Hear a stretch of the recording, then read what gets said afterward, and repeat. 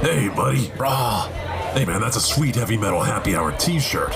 Where'd you pick that up? Thanks, dude. I got it at the Toxic Radio shop. Toxic Radio has a shop? Yeah, dude.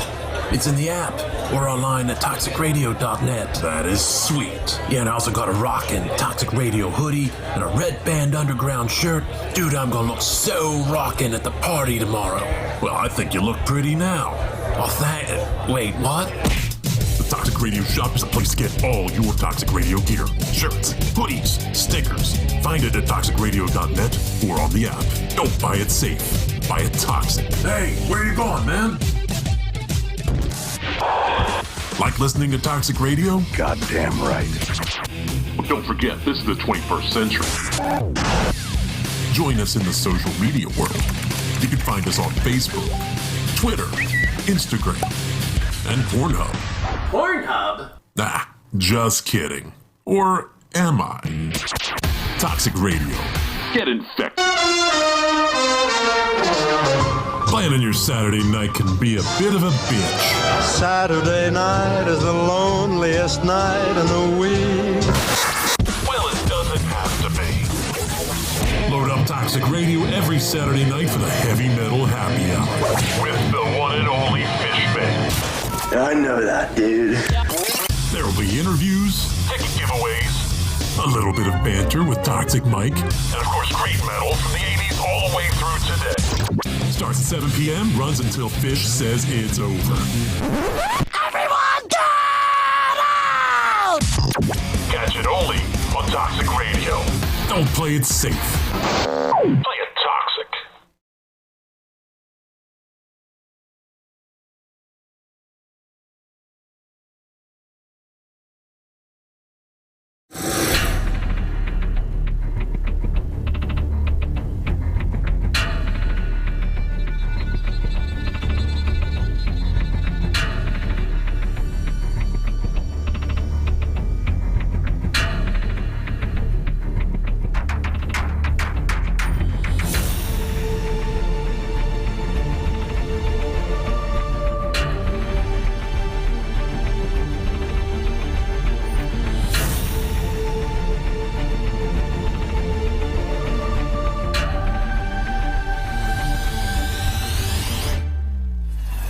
Welcome to Paradelphia Radio.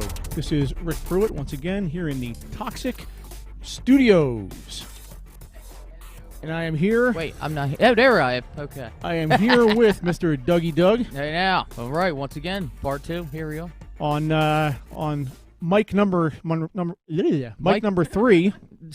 Mic number 3. I can't Something speak. like that. We have an old friend to join us again, Miss Katrina Clare. Hello. Hi, Katrina.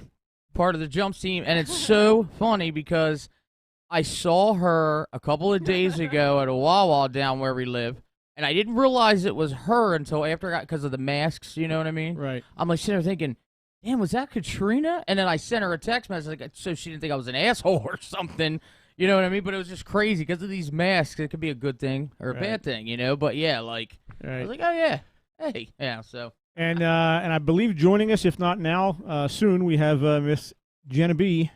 Keene. She is in her. There she is. I was gonna say I'm here. In her home. In her home down in Salem County. Featuring Steven. Oh yeah, there's Steven in the background. Listen, up, Steven? if the weather was a little better and I wasn't so freaking pregnant, I'd be in the studio. Yeah, I get so tired this time of night. Like I'm just the thought of going there. Not that I didn't want to see the studio because I literally miss the studio so much, and I miss Mike this that much. Yeah, just this much. Mike, And, Mike the lube guy. He's still my lube guy, anyway. Yeah, but I was like, but maybe next week or the next week you guys are in studio, I'll be there. If you think you're not getting a lot of sleep now, wait till the baby's born. Listen, I'm literally at a doctor's appointment today, and my doctor has told me several times, like, your body's probably just getting like used to. Well, it's funny because I'm tired, but I really don't sleep throughout the night because I literally get up to pee 800 times, and I'm just like, I'm tired, but I can't sleep. It's like the body's given a practice, like on its own. You know what I mean? It's Yeah, like, Pretty much. Plus, so. it doesn't help that it's been like literally raining freaking a week every day for a week straight. It's like it rains all morning, sun comes out, except we have a hurricane right now or whatever. But it doesn't help that it's rained every damn day for the last week. Well, it's been raining all week. It's been raining all week, but the one day that's important this week, it's not going to be raining. That's Saturday. Exactly. Because Saturday finally is the day we've all been waiting for about 2 months now, 3 months now. Yeah, pretty much. Halloween. All year, 11 months since 11 last months. October 31st. If right. in some areas it hasn't been canceled, because there are a few areas I've read that it's been canceled, unfortunately. So, but maybe hey, we can video trick or treat. Is that possible? So that's gonna be our topic for the evening. We're gonna talk all about Halloween. I figured I would kind of just make this sort of a round robin type of show. I have a little bit here about the history of Halloween. I got out of a book that I was reading earlier this month.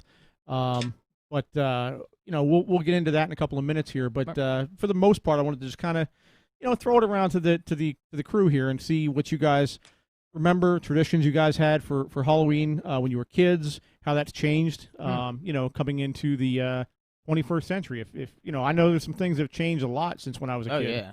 I mean, one thing that I will say is I remember us growing up, one of the main, like, we always used to trick or treat. When I say we, meaning Jenna, also is we always used to go to our Aunt Lori and Uncle Parker's house in Alloway, because they lived in one of these houses that were like in the woods, and it was like a little neighborhood kind of thing, and down in Salem County.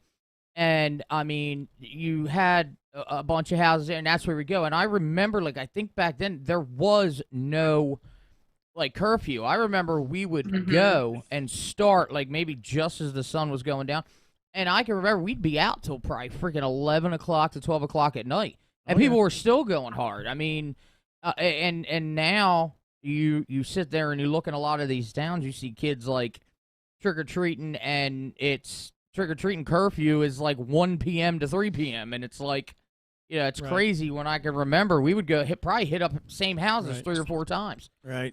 So starting out tonight, let's get into a little bit of the history of the holiday. I talk about this a little bit every year because I find it really interesting. Where some of these holidays come from. We do this with Christmas too.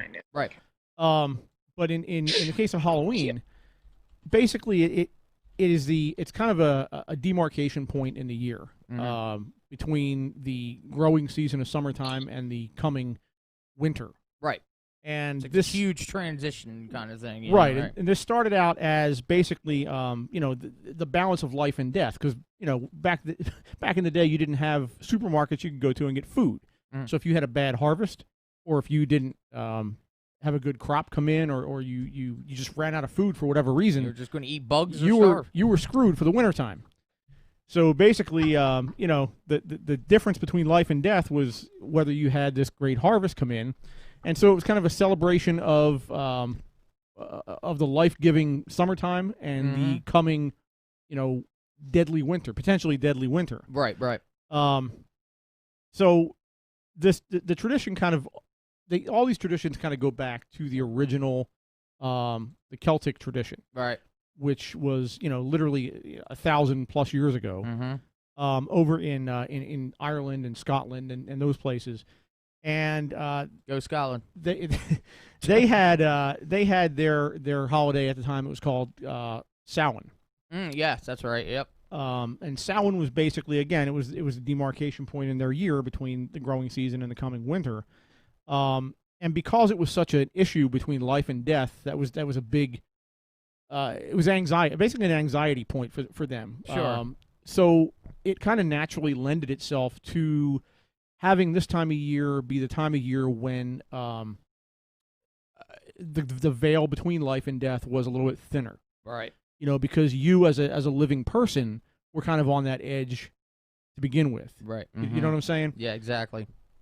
So that the physical portal between the worlds were kind of in flux. And then eventually, over the course of years, it got to a point where, again, with most holidays, when the Roman Empire came and they conquered the Celtic regions, they were, at the time, they were the Holy Roman Empire. They had adopted Christianity. Right.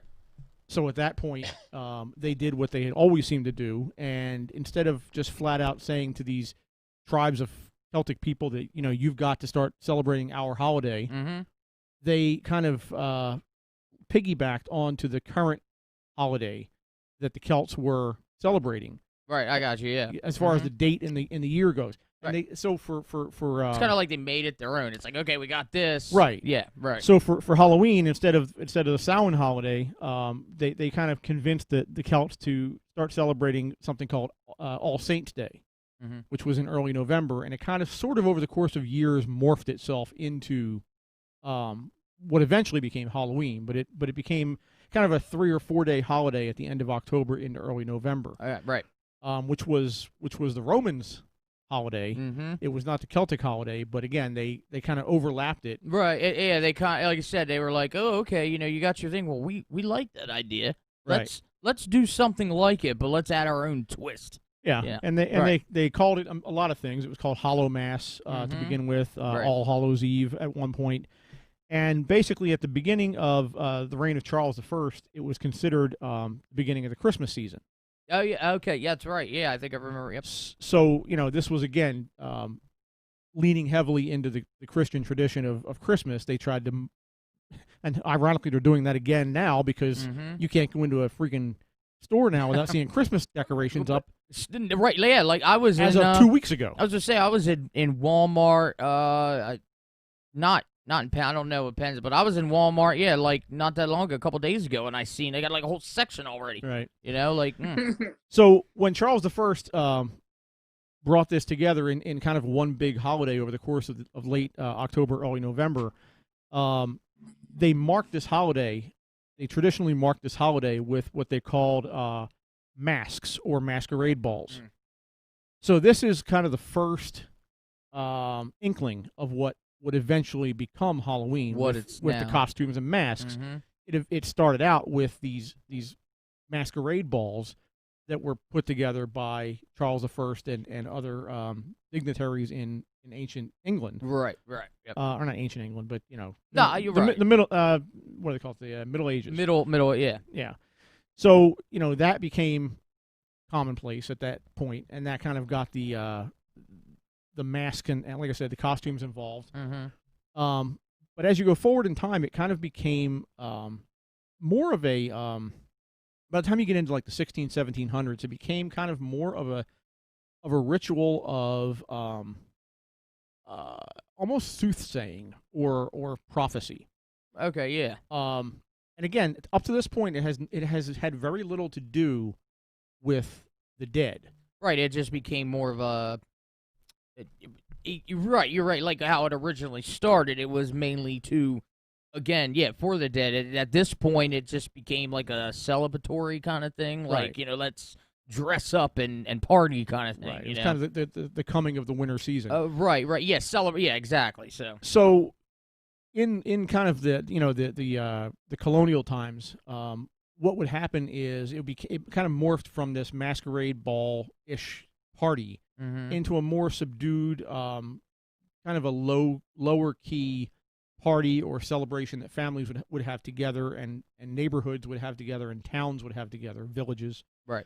And what would happen, ironically, is it would become something akin to a almost not a Ouija board session. There wasn't a Ouija board involved, but it was sort of the same thing where young ladies at the time would try to intuit who their husband was going to be. Yeah. Oh. Among other things. Gotcha. and the way they would do this was kind of interesting. They would use nuts, like hazelnuts and chestnuts. Let's clarify that. Yes. Yes. Thank you for clearing that up. Right. So, I mean, I'm just saying, you're talking about women and trying to figure out who their husbands are going to be, and you're saying, chose nuts. I just, thank you for clearing that up. So what they would do is there was invariably a fireplace Right. in the home that they were celebrating in, and they would grab 2 or 3 of these chestnuts or hazelnuts and throw them in the fire. But before they would do that, they would label them as, let's say, one of the girls had a crush on 2 boys. Okay. Charles and Robert. Right. And she would say the hazelnut on the left is Charles and the one on the right is Robert. And she would throw them into the fire. Mm-hmm. And depending on how they burned in the fire would kind of tell the future of each of their relationships. Oh, wow. So if the one or the other fizzled and popped, Mm-hmm. that was a very Is that like violent relationship, a very what's the word I'm looking for here? Not stable. unhealthy. It's not a stable relationship. Right, okay. So the pop noise was Right. bad. Yeah, right. just I like got a really like quick relationship. I have heard this before. Oh. So it's just more of like a quick relationship, and then the slower it burned, it just meant it was like a more Yes. stable relationship and it would last longer. I had heard that before. So wow. then the girl would ironically base her choice of mate or beau Mhm. on this game of throwing these chestnuts or hazelnuts into a fire. on how quick your nuts will burn. Yeah, and they did it with variations. They did it Sure, right. with they did it with kale at one point. Something about I think it was you hang the kale over the door, and whichever one hits the guy on the head first or something, he got Oh, wow. he was the one you were supposed to marry. It was like Gotcha. all these Where games did you say this was? In England? in Scotland, England, yeah, basically the United Kingdom. So this is funny because I've been to Salem, Massachusetts 5 times, so I know a thing or two about the Salem witch trials. And one of the things that Tituba, who was one of the very first like accused witches, she was from Barbados. Mhm. And she was a slave, and she lived in Salem, Massachusetts. Well, she used to do this game, or it wasn't a game, it was more of like a prediction thing with the some of the girls that claimed to be possessed by the devil, where she would take a pot of water or a pot of something, and they would put items in, and whoever whatever the shape of the item, so like let's say it was salt or pepper, they would put it in the boiling pot, and whatever the letter of the shape of the letter that showed up in the pot was the first name of their husband. Yeah. So like it's funny that they all So like if you were, got like, a obsessed T, with it'd be a finding out. lot of different names. But Yeah. yeah. But it's like funny that it's just and it was only the girls like Right. that could see it. Well, if you think about it, that made sense, because at the Yeah. time, again, this was a whole different world where women basically were at the beck and call of Right. men, and their big contribution to the town and the village was to marry and reproduce. Right, right. So you wanted to have a solid marriage and a good, reproductive marriage, so to speak, and have a lot of kids to Right. further the village. Sure. So that was their contribution. So this idea of marrying well Mm-hmm. was everything to these girls. That's why it was so important for them to find out ahead of time, like who they were going to marry. Because again, like you said, I mean, back in those days, it was a lot different than nowadays. There was, however, the man was that the woman was with, whatever the village or whatever thought of that, that is how it was portrayed as her too. Like it did not matter whatsoever. Because again, like you said, different time where it was like man was up here and they were just again the personal servant, Right. holy matrimony kind of. Yeah. So over the years, Halloween eventually came to America, Mm. and when it came to America, it became more of, and it's ironic because tomorrow night is Mischief Night, Right. And I know that it goes by a bunch of different names all over the country. Some places call it Devil's Night. Some places call it I forget what the other one is. Yeah. There's another name for it. Because one of them actually extends to tonight. Yeah. There's like 2 days prior to. Yeah, we always called it Mischief Night when you Right. go out and you kind of just you TP houses and you throw eggs and you generally screw around. Mm-hmm. Well, that was, if you go back to the early 20th century, in like the 1900s, 1920s, that the pranking aspect of Halloween became very, very prevalent for kids. Mm-hmm. There was no such thing as trick or treating at this point. Trick that hadn't even started yet. Right. So Halloween was either a small gathering of adults just kind of having a little party, Mm-hmm. and for kids it was basically pranking.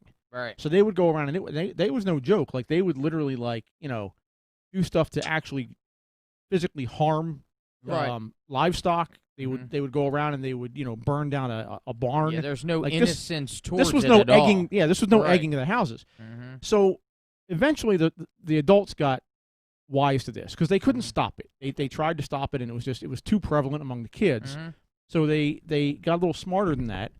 And so what would happen is some of the adults in town would start holding parties for the kids and make it well known, kind of like word of mouth. You know, you didn't have the internet at the time, so you just kind of spread word of mouth that Mrs. So-and-so was going to have a party. Right. And so what would happen is these kids would flock to this party where they had candy and they had fruits and vegetables and they had food. It was like a good distraction for them. Right. It's exactly what it was. Right. They couldn't stop the kids from doing these pranks, but what they could do is get them to come to a party, and that way they could keep their eye on them, so that in essence kept them from doing the pranks. And it's funny that you said it. If I can remember clearly, I think a couple of times growing up, because with just school dances, like a lot of the dances that we had down in Salem County where I'm from, is we have a firehouse, Lower Alloys Creek Firehouse, LAC, and they always used to have dances there. There's LAC dances when you were like in elementary school into 8th grade. Right. And if I can remember clearly, a couple of times growing up around that age, if like Halloween fell maybe like twice, I think, on a weekend, and I think it was kind of the same concept on like a mission night. They decided, we'll have a dance, right? Because here it is, you don't have school, so maybe to keep a distraction, right, kind of thing, So if I can remember, I think it was like twice that it did that. It fell on a day where they did that. So so the kids, this went on for a few years, and the kids kind of got used to this, and it became a thing that kind of spread out across the country, where towns kind of got wise and said, okay, let's start having these parties, and they would have them at individual houses. Right. They would have them at town halls and granges and whatnot. They saw it was a success, like it brought it down. All right. So as a result of this, the kids, it was kind of like a war back and forth, a psychological war back and forth, because at this point the kids started getting wise to the fact that there were these parties. So the kids started to expect parties to just be all over town. Right. So what would happen is the kids would knock on someone's door looking for a party. Hey, having a party? They would look for treats. And they would say, give me a party. Or I'm going to mess you up. Or, right. or give me a treat, or I'm going to play a trick on you. Hence the beginning of trick or treat. That was literally a ultimatum. Trick or treat was an ultimatum by the kids given to the adults. Give me a treat, or I will play a trick on you, and the trick might be to burn your barn down. Well, it's crazy because I knew the concept of trick or treat surrounded on it was give me a treat or I'll mischief your house. I didn't realize though it was surrounded about like what you just said, surrounded around the fact that it started out as messing everything up in parties. So it's very interesting. That's cool to know. And then so this kind of went mainstream in the mid '50s. Of all things, over a Donald Duck cartoon. So there was a Donald Duck cartoon that was played in the mid-'50s where Huey, Dewey, and Louie, his nephews, went out in costume knocking on doors trick-or-treating. And this was spread out across, Looney Tunes and not Looney Tunes, Disney. Disney, right. Was obviously very well known at this point. And so all the kids kind of picked up on this idea of, hey, Huey, Dewey, and Louie did this cool thing. So this became ingrained basically at that point in the American pop culture. It's like it's what started as a trend from, again, pop culture turned into what is the tradition. So by the late 50s, it started to become very common for kids to go out and do trick-or-treating.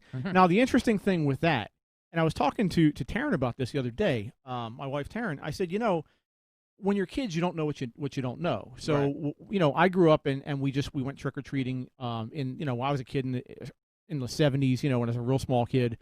I did it myself in the 80s. But if you think about that, just think about that for a second.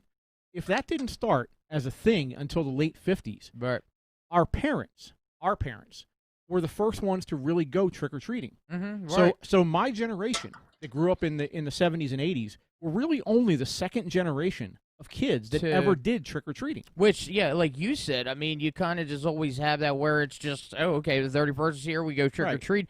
You don't realize that, you kind of just assume it's always been a thing. Right. And it it wasn't. It had only been around. I mean, when I started, doing it back in the mid to late 70s, it had only been around for less than 20 years. But again, you're a kid. You don't realize. You don't think realize it's it. just been how it's since the beginning of time. And it's so ingrained in pop culture now. Cavemen were trick or treating. Right. It just seems like everyone did it forever. Like it's just a thing everybody always ever did. Right. It's not the case. It's only been around for, at this point it's been around for, 60 or so years. But again, when I was a kid, it's wild to think that it had only been around for less than 20 years. And it's crazy too when we talk about especially things like this, because you do also hear different theories, and you hear people, in their mind. Like I've heard the main thing I've always heard, trick or treating was created by the candy companies to advertise, which that's not the case at all. Like well, they benefited. They did, no doubt about it. No doubt, because they saw this. Oh, this has become a tradition, so they go, oh, okay, well, let's benefit from it. No doubt about it, but. They weren't the reason because trick-or-treating started. But, they maybe were the reason why it kind of enhanced and blew up like it did. Right. And said, let's just give candy, but, so. So that's kind of the history of where Halloween came from. I mean, it's a, a quick but it's real bullet cool. point history, but it's neat to know because, again, interesting. like you said, you kind of just always have this thought with anything. I mean, it's just how it's been, Right. And then... To think about that again, to know that it hasn't even been 100 years, right? Like 100 years ago, people weren't trick or treating. So So let's kind of go around here. Let's I've been jabbering on for 20 minutes here. So why don't we go? Let's try Katrina, our guest here. How about Halloween for you? What was Halloween for you like as a kid? I don't really remember, in all honesty, but I mean, it was just Thanks, Katrina. Thanks. Yeah. Well, she doesn't remember. And in other words, she was sheltered as a child. Now. No, I went trick or treating, but like that. Where I live, where I grew up as a child, because the house I live in now, we moved in there in 2001, so like I was still kind of a kid. But like on my old street, everybody knew everybody, so it's just like. One of our neighbors would always, in the summer, hold like block parties for like all the kids. You just mark off like his side street at either end, and then so it's just like everybody knew everybody. So it's right when you have them neighborhood type situations, you kind of get that right. And then when we moved in this house, luckily it was closer to both my grandmothers, so obviously me and my sister would go hit up their houses. Yeah, and we got all the good stuff. Hit that up before they get it all before everybody else shows up. I feel like it's probably not too much different from today because I'm only 26. So did you get the people that still give out the pennies, the little wrapped pennies? Oh yeah, that's right. Remember that shit? I do remember. I don't think so. The old woman down the street used to give out like the 5 wrapped pennies. I'm like, are you kidding me with this? No, we didn't. I didn't get those. I was just saying, I do remember getting like pennies or some weird like an orange like a couple of times. You know what I mean? But not much. But like, and again, I think that kind of fell a lot as it started early on because but my main thing is the fruit. When you see people like giving oranges and apples and everything, here's a tangerine. Like, yeah, exactly. I never got any of that either. All right, well, here's laundry detergent. Yeah. So Jen, you're another youngin. What do you think? How has Halloween changed? Do you think? I'm a weirdo, and I think that Halloween night is still as magical as it was when I was 7. And trick-or-treating, like there's just something, which was like 2005. No. 98. Thank you. Oh, sorry. What were you like? What were you in 98? I was 27. 98. I was 27 years old. So I was almost married. It's funny.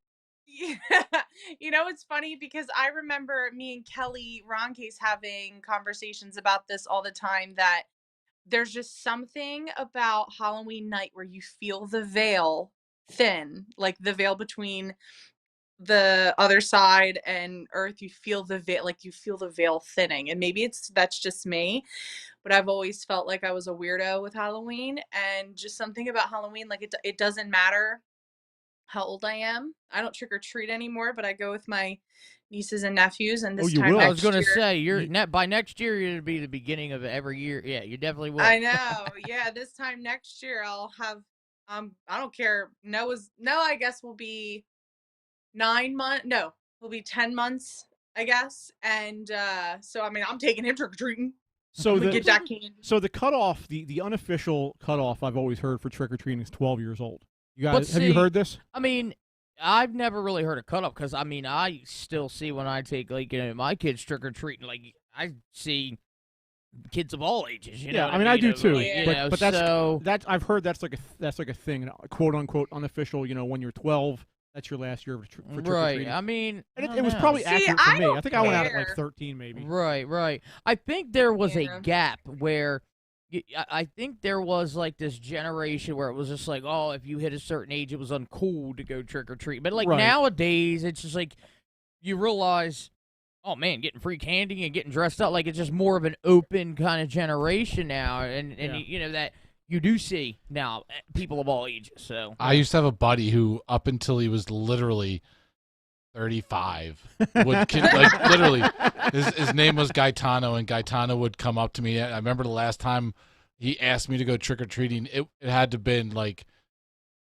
lower 30s, like was it more like at that point? Was it more like beer trick or something like? Trick No, or he beer kind of he thing? came up dressed as Sting from wrestling, and Nice. Sting. and he was like, do you want to go trick or treating? And I was like, are you kidding me? It's weird. It's like I'll be me, you know. But yeah, no, it's I don't know. Like I said, I feel like again, there's more a generation where it was like at some point it was like, oh, it's too cool. Yeah. I mean, now granted, since I've had kids, every year I dress up. But see, my concept of dressing up, like last year at Walmart, I also dressed up. Like my daughter, she wanted to be a unicorn. So I found like this onesie unicorn, and she wanted me to be a unicorn too. So I found an adult onesie unicorn. So I dressed up as a onesie unicorn. You know, Are there pictures of this, Doug? oh yeah, like and again, I think it's a different thing. Like when you have kids, it's kind of like it'd be a different story if I'm 16 years old I walking think we around need to as a see a unicorn. picture of you as a unicorn. Oh yeah, that's fine. Because then the year before that, I was cat dog. Cat I had a dog. cat dog onesie. Like I used to love cat yeah, dog. oh yeah, like I found it at Walmart. It was a onesie thing. In fact, I've worn it a couple times, like at night. Just nice like cover on a pajamas. Thursday. Yeah, I might wear it into the show next Like a week. or like a something. I random shoulda wore- a random Thursday yeah. in March. Doug dresses like cat dog. dressed up like cat dog, But yeah, no, it's again like where you have kids. Once you have kids, I just feel like it's almost like, oh, I have an excuse.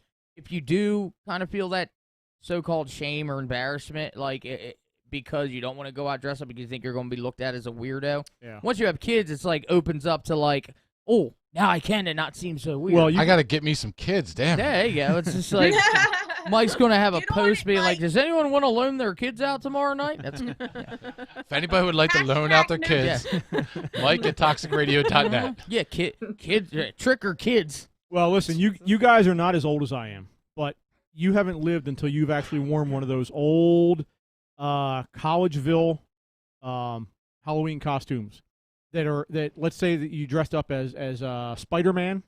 And Oh, you but it's- and you had the mask that was the plastic mask Oh, with the yeah. little cutout. And you put your tongue through the cutout and it would cut your tongue. And the string where like if And you the string. pulled it and it got stuck, Right. you'd have a mark for like 2 weeks. And the little plastic onesie you put on. It wasn't right. actually Spider-Man's outfit. It was just like a yellow thing that just said Spider-Man you across look the front of it. You look nothing Look like nothing like you look Spider-Man. nothing like Spider-Man whatsoever. You'd be better off wearing a T-shirt that just says "I am Spider-Man." Right. Maybe that's what I ought to wear on Saturday. I'll get a shirt with a marker. Right, I am Spider-Man. Those were the best. And you go to the store with your parents and you see like the boxes of them and you have to look and see the face. Right. Oh yeah. Well, they still like. It's funny because I mean, granted, they've in a sense improved a little bit, there you go. but like at Walmart, you still have those. No. I want to say cheap type costumes, but again, like they still include a lot more like accessories than Well, they the did. funny part was they would have some of them you could figure out like Spider-Man, Batman, the ones that you knew. Mm-hmm. But then they would have ones that were like like TV people, like Charlie's Angels, and they'd have like Farrah Fawcett. Right. But it would be just like this blonde woman. A And you- blonde and you wig wouldn't or something. know. Right, Like right. you'd see the face and you'd see a blonde woman, but you wouldn't know who it was supposed to be until you read the box, and you're like, Right. oh. And then you obviously I wasn't going to go with Farrah Fawcett. My sister might though. But you would see like I don't know, they have Now, like some kind see- of generic costume, and it would just say whatever her name was Right. on the show. I don't remember what it was. Right. but- Now, see, now you got me thinking you need to Jaws. be fair. I was you- Jaws once. I was Mike. going to say, you need to be Farrah Fawcett now for I should Halloween. be. Actually, some of the best Halloween costumes I've seen, again, I'm obsessed with the show The Office. I love The Office. Yeah.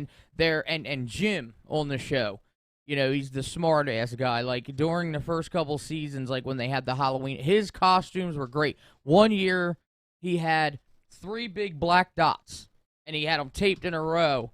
and they're like, "What are you supposed to be?" He's like, "Oh, I'm 3-hole punch Jim." Like a piece of paper. Then, like, one year, he just wore a sticky note that says, "Hi, my name," and he wrote Dave, and he's like, "What are you for?" He's like, "I'm Dave." That's what, And then, there was, I don't know, I think there was a couple more, but again, like, they're, like, the greatest ones, like, ever, so, yeah. So as far as traditions, like, there's one that kind of pissed me off this year that we rectified. I don't know if you noticed before we went on air tonight, but I did find a copy of the Charlie Brown Halloween special. Oh, I saw something about this. It was The Great Pumpkin. Yeah, right. Because every year for literally 54 years, this has been on TV, or it's been on YouTube. It's like CBS or NBC used to always I played play it for my kids last year in school. I used to play it for my classes every year, like for Halloween. So this year, apparently, Apple bought it's out only, the it's rights. only going to be exclusive on like Apple TV. You can only see it on Apple TV. See, like, because I'm not 100% sure of the specifics, but like, for example, I know when it comes to like copyright stuff, I mean, especially Disney with Mickey Mouse was always a big thing, where like after a certain amount of years, right, unless somebody kind of renews it, because everybody always used to want to use that Mickey Mouse thing. Well, anyway, things like that where it's so old, it's like, it just needs to be a point where, look, it's so old, you can't get the rights, like Apple. You know what I mean? Like something Apple, like that. When Apple created Apple TV, they what these companies do now is they buy like bulk packages of like sometimes they'll buy from like Warner Brothers or whoever. Right. So I'm sure that was owned by somebody. I don't know what company at this point owned that. Right. But they must have bought that as part of a bulk package of television rights to programming. Right.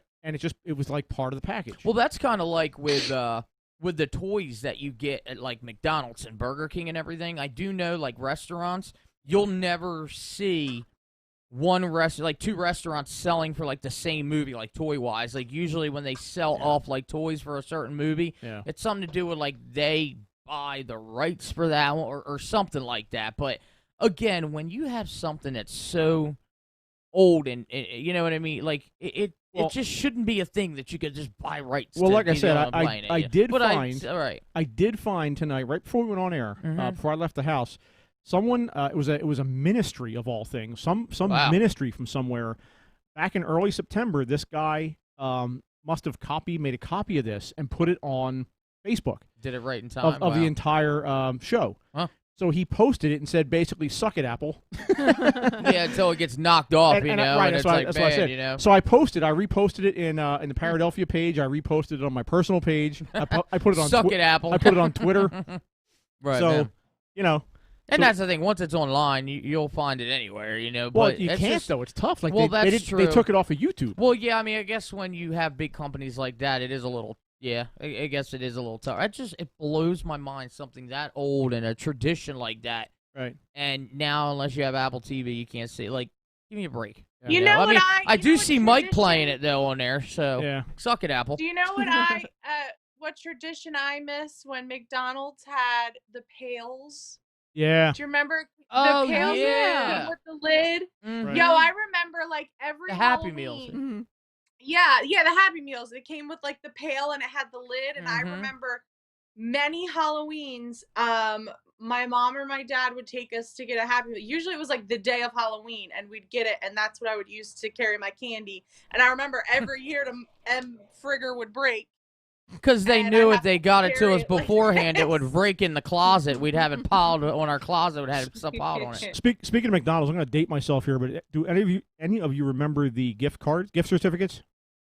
I do. You remember them? I was very, very young, but I actually do. Yes. That used to piss me off too. You go to the door and they hand you a gift card, gift certificate. Yep, I do remember that. Here? Mm-hmm. I mean, it was cool. You could turn them in for like fries and whatnot. Right? But Yeah, still. like a little or the. I wanted a goddamn Sundays, candy bar. They used to have Sundays still. Yeah, Sundays. Right.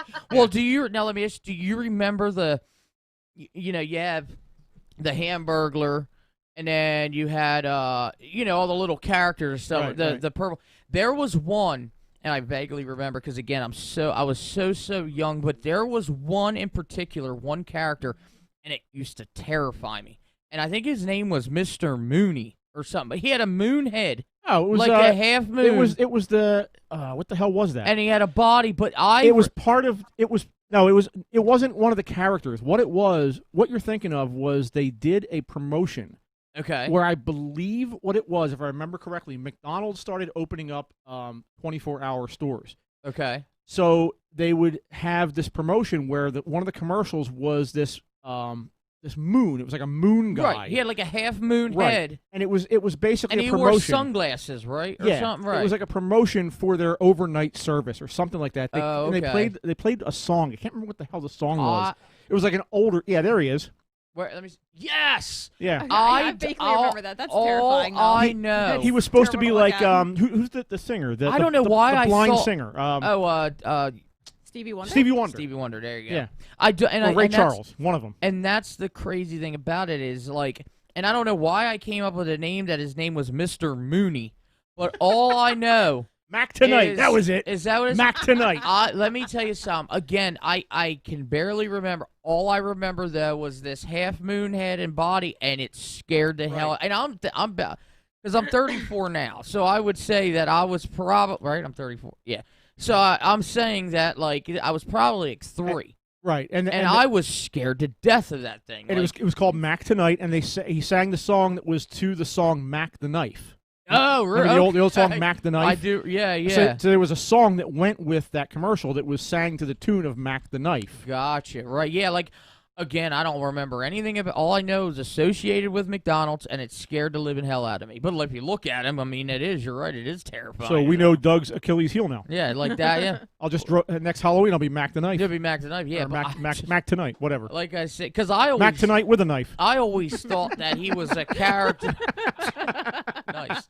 No, I always thought he was a character like, like the Hamburglar. And wasn't there like a purple... Grimace. Like Grimace, that's it. Yep, that's right, yeah. Grimace. So, He yeah. used to drink all the shakes. Yes, that's right, yeah. Remember? So, but yeah, now, like, yeah, it's funny. Like, I forgot all about those pails Jen I was talking about, like with the hamburger or the Happy Meals came inside. Costumes and the other thing is the parties at school. We used to have. Oh, yeah. We used to have. Now I teach. And I've taught for years now, so I kind of. Oh, this is Mac the Knife. Oh, that's... I don't like that. Thanks, Mike. I'm having nightmares tonight now. I might too. I don't like that. Now, for anyone who's just listening and don't see our live video feed, if you go on Facebook, on Paradelphia on Facebook, you can see all this. He's playing the video. Great. I might not. I'm going to end up driving and just see that thing on the side of the road or something like that. Doug will have nightmares. Me crying and cussing Mike out at the same time.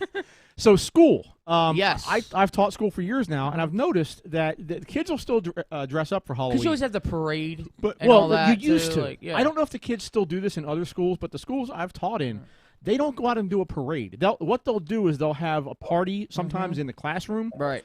If anything, they might, like one school did like a parade inside the school where the kids kind of walk the hallways. Right. But man, we used to go out in the freaking street Yeah, and walk around the school, and the parents were all out there with, Oh, yeah. yelling and screaming and right, shit. with my kids, with their school, the only time they did the parade, it was when they were in preschool and kindergarten. Yeah. After that, like, they didn't. I mean, I think once you get older, you can at the second half of the day, when they were in school, the second half of the day was, you could dress up in the costume. But see, even with the parties now, like where they have all this stuff where people are allergic to so many things, like you God. can't even. Don't get me started on these. Let's just say, yeah, like you Fucking can't peanut even. allergies and yeah, shit. between that, like Good it's almost Lord. like you can't even have freaking cupcakes. Like, remember birthdays?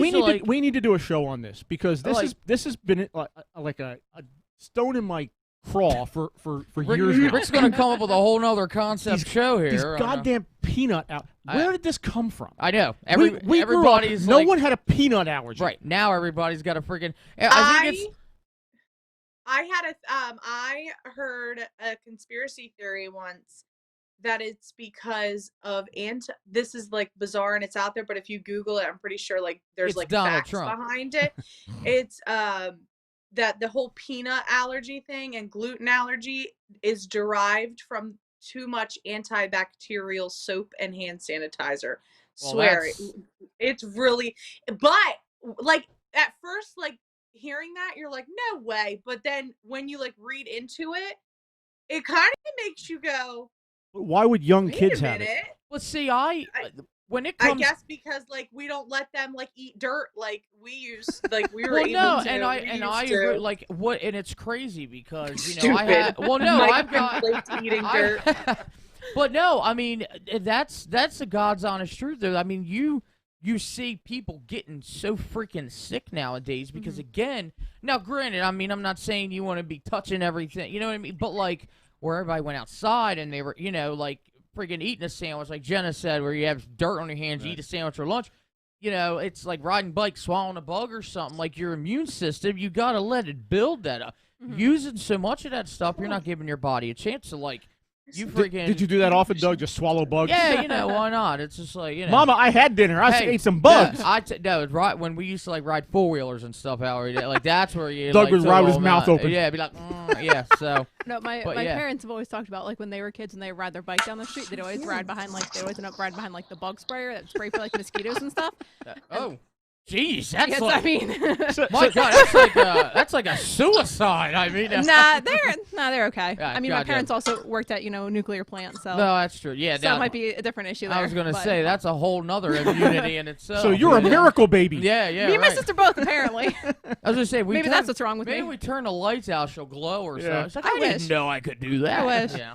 So speaking of dangers, right? How many parents? How many of your parents checked candy? Remember doing that? Oh, my parents did. I remember. I don't think it was hardcore. No, I don't. No, I remember several times my mom picking the piece. That's okay, but then she would always keep some and say, "Oh, that looks open." But they'd be like her favorite, like Hershey bars. Yeah, but see, that's the thing. Yeah, that's what I was going to say. Knowing mom, she did that just because it's like, nope, this is a bad looking one. But see, like with in my case, like, I mean, it was.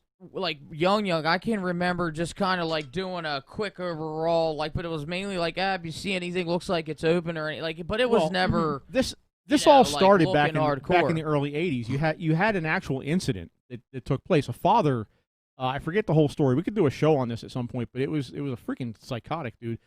This father, for insurance money, poisoned his own son with Halloween candy. Christ. Like. And gosh. so, but what he said was that it came from another house. From a candy thing, They right. eventually found out it was him, and it was a big trial, and they eventually put him on death row for it. But the rumor that it came from should have poisoned him, right? From trick or treating, kind of got around, and it became a thing. Like people started to think, oh shit, people are going to start putting pins in candy and all kinds of shit. So because of that one isolated incident, right? I mean, I'm sure maybe and it took off. Maybe I'm sure there's been. Some incidences here and there, not so big, but like just because of that one isolated incident. I like how the every year it goes around on Facebook where it says, "Parents, be warned that there's adults giving children edibles. Check." I'm like, ain't nobody's giving out their edibles like that. That's accurate. Yeah, like no one's giving out edibles for Halloween. That's the thing. Like people are gonna. People comment and they're like, no one's doing that. No one's doing that. Well, I'll tell you another thing, too. And if they are, I'm going trick-or-treating this year. Yeah, right. I'll show up at their house. Yeah, after you get drug tested, be like, it was my Halloween candy, I swear. But no, one of the other things, too, is compared nowadays to, back in the days, again, you would go trick-or-treating when you hit that certain age. You would go trick-or-treat with your friends. Like, your parents would be like, all right, go out and do this and trick-or-treat, be back, blah, blah, blah, a certain amount of time. Back then it's like they send you off, and they'd be like when they knew you would be home. Right. Well, nowadays, again, there's been a lot of incidents of crazy psycho people with kidnapping and everything. But nowadays, has there? That's true. But see, you wouldn't. Because that's the other thing. But see, you hear this all the time. But has there really? But see, and that's the crazy thing is like even I know like with me like again talking about us going to like my Aunt Laura like. A couple of us, when we hit a certain age, like they would just let us all kind of like, wander. I mean, we stayed in the neighborhood, obviously, but it's kind of like, go do your thing while they were with the younger kids, and that was it. But see, me, even with my kids, I would never let them wander off or anything. So, but it's a big difference, we walked in pitch black. That's what I'm saying. Like, 9:30 at night, we were wandering around. in the woods, It's like compared to back those days. But again, not just Halloween. back in those days, you'd go out on, you'd be 11, 12 years old. It's like, I'm going on a bike ride. You're riding around town, the lights on, or hearing, your mom or dad world, calling man. or whatever. Yeah. No, it's what my mom always said. She was like, she told me and my sister, and even like when they were kids, they're like, you always got home when the streetlights came on. What's with that? Like, it's always the streetlights when you grew up. Because the only time me growing up, the only time I was ever like old enough where I could go on bike rides and streetlight situation is we lived in a town in Salem County, Quinton, and we lived in this. It was a town, and I remember I was like 3rd, 4th grade, but I used to go out ride my bike. It was like a half-mile to maybe mile radius that we did, and it was always like when it starts to get dark and you see lights come on, or it was houses were so close together when our one neighbor, last name the Rays, when you heard their mom yelling to the top of their lungs, Randy, and it would echo, you knew that because they were our neighbors. But again, like, I remember that was ever a situation I was like close enough around that I could do that. Well, I think the streetlight thing was because the town put them on, set them to go off at dusk, whatever dusk was, whenever solar, that was. right before like the solar panel type thing. So in the summertime they would go on at 8:30, 8:45 at night. In the wintertime it would be like 5 o'clock or 4:30 or something. Yeah, that's true. So the towns would change them, so that was kind of the demarcation point where you go from daylight to dark. It's like the town alarm clock. So when the lights come on, you come home because that's when it's getting dark. Right, that's the thing. You always heard that. Like at one point or another, especially you lived in a town, you always had at least one point like a streetlight rule. Yeah. And so other than that, we always lived in places where it was just kind of like out in the middle of nowhere. Yeah. So I just but. Like I said, times have, changed like that. Instead of just trick-or-treating, going out with your friends, being back, now it's just like you got a 2-hour limit because of towns, and so. Well, I don't know. What can I say? It's a whole different world these days. It's a shame. It really is a shame. Yeah. I feel bad for kids. I really do. Right. Because they, this year especially because of COVID and everything. But they don't really know any better either. But even before COVID, like you have this situation where these kids just have no leeway. They have no freedom to just go be kids. And now let me ask you this. Of course, it goes away from our topic of paranormal and stuff, but do you think because of that, in your opinion, do you think that causes maybe some kids to be rebellious and be more in trouble, so to speak, when they get older? Because they have that isolated thing? Oh, yeah. Kind of like... Definitely. It's because I think it's more because like that they don't get a chance to experience that stuff when they're a kid, and they don't get in as much trouble, so they're figuring, like probably like also let me up to Annie every time, yeah, but also probably like movies and TVs and everything, and see all this stuff like, oh, like that kid's being a kid, like I never did that as a kid, and then they see everybody else doing everything, or maybe they have like a friend who they see getting away with it, kind of thing, and they're like, oh shit, I can do this too, right. and then next thing they know they're in jail or something. So it's probably just more. Nobody know when you was with me. What? Huh? What was that? Sorry, that was Jenna. Why? I thought we had a ghost in studio. I was gonna say, what was that? But no, yeah, my freaking phone, my freaking phone's going crazy. Sorry. So I think that's. I mean, it's definitely plays into it. I would say it's the main reason. Right, I but got you. It's definitely variable. Right. In the whole thing. Yeah, that's how I feel. Because of that, you're not having that leeway. Again, as you get older and get that more freedom, where you, like you said, didn't have a chance to make those little mistakes. Right. You get it just kind of makes you more rebellious and see what you can get away with. So. Well. Again, we'll see how it plays out for the future, but for right now, it is what it is, I guess.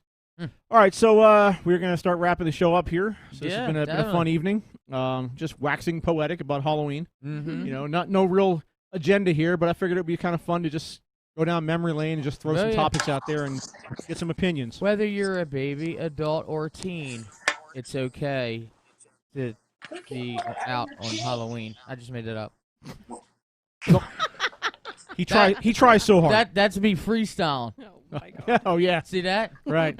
Mike, I want a freestyle show. I go on the mic for 2 hours and do things like that. Doug's over here on 8 Mile. All right, so it's been fun evening. Yeah. So And be safe, of course, out there every day. yeah, everybody out there listening, have fun Halloween. Be safe. The white van. We are going to be dark next week, but the following week, which I believe is the 12th of November, Jeez. we will be back with a brand new show. Yeah, November Are already. they going to have a COVID cure by then? I maybe. Okay. Maybe. We'll After, see. Hey, we'll know who the next president's going to be. Well, by we may know by then. Well, that's true. You know, the way things are going, we may not know until freaking January. Seriously. Let's just elect a king. And they call him Caesar and go, yeah. All right, so it's been fun. So, Yeah. Katrina, thank you for coming in. Thank you for having me back. Dougie, Yeah, thank now. you. All righty. And Jenna B, wherever you're at, floating out there in the interwebs. Steven, I see you Salem back there. County, represent. Getting chewed on by the dog. Yep. All right, so that has been the show for the Yep. evening. So, again, thank you guys for listening and watching. And have a happy and safe Halloween. And we will catch you on the flip side in a couple weeks. All righty. So we are Paradelphia, and we are Good now night. out of here.